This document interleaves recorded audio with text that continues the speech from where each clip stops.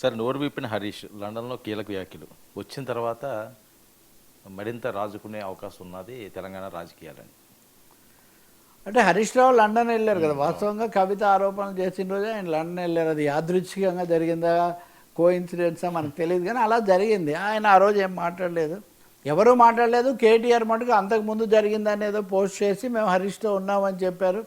Party కూడా అలాగే చేసింది. అయినా కవిత ఏమో తీవ్ర స్థాయిలో హరీష్ మీద ధ్వజమెత్తారు. అంశాలన్నీ మనం మాట్లాడాం. హరీష్ ఎలా స్పందిస్తారు అని.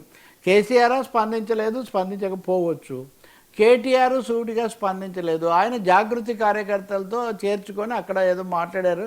ఇంకా కొంతమంది నిన్న జాగృతి వాళ్ళే కొంతమంది కవితక్క మీద మేము పూర్తిగా ఈ పద్ధతితో వ్యతిరేకిస్తున్నాం, జాగృతిలో గండిపడింది, చీలికి వచ్చేసింది అనే చీలికి ఏముంది, ఇంకా ఎక్కువ మంది ఇటే వస్తారు అన్నట్టుగా.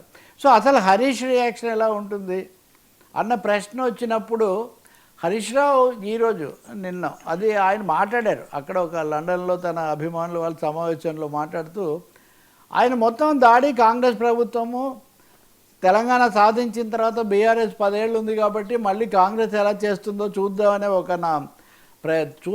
ఉద్దేశంతో అవకాశం ఇస్తే కాంగ్రెస్ అంతా అస్తవ్యస్తం చేస్తుంది, ఆగమాగమని చేస్తుంది, కాబట్టి మళ్ళీ బీఆర్ఎస్ కేసీఆర్ ఇటువైపు వాళ్ళు వస్తారన్నట్టుగా తీవ్రమైన విమర్శలు, ఈ ప్రాజెక్టులను ఏం చేయలేదు అన్న దాని మీద కేంద్రీకరించారు.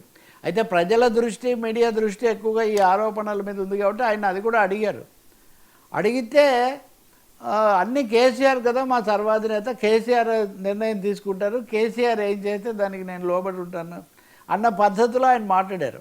కానీ ఇక్కడ ముఖ్యమైన అంశం ఏమంటే తన మీద తీవ్ర ఆరోపణలు వచ్చినప్పుడు వాటిని ఖండించడానికి, అన్నవాళ్లకు సమాధానం ఇవ్వడానికి ఆయన విదేశాల్లో చెప్పలేదు. నేను హైదరాబాద్ వచ్చిన తర్వాతే దాని మీద మాట్లాడతానని అన్నారు. కానీ కేసీఆరే సుప్రీం లీడర్ అన్నదాన్ని గతంలోలాగే మళ్ళీ నొక్కి నొక్కి చెప్పడం ద్వారా ఆయన అది కూడా ఒక లైన్ కదా. ఇప్పుడు 3 యువ నాయకులు ఉన్నారు. ఈ 3 నాయకుల్లో కేటీఆర్ను వర్కింగ్ ప్రెసిడెంట్గా పెట్టిన తర్వాత ఆటోమేటిక్గా లైనప్లో 2వ స్థానంలో ఆయన ఉన్నారు.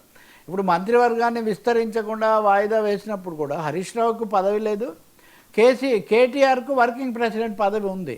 కాబట్టి తెలియకుండానే అంతర్గతంగా ఒక మెసేజ్ అయితే ఇస్తూ వచ్చింది ఆ పార్టీ, కేటీఆర్ నెంబర్ 2 అది. కానీ హరీష్ రావు మటుకు కేసీఆర్ చెప్తే వింటాను, కేసీఆర్ చెప్పిన ప్రకారం చేస్తానని అంటున్నారు. కానీ నిన్న కూడా ఆయన కేసీఆర్ దగ్గరే ఆగిపోయారు, కానీ మిగతా ఏ విషయాలు ప్రస్తావించలేదు.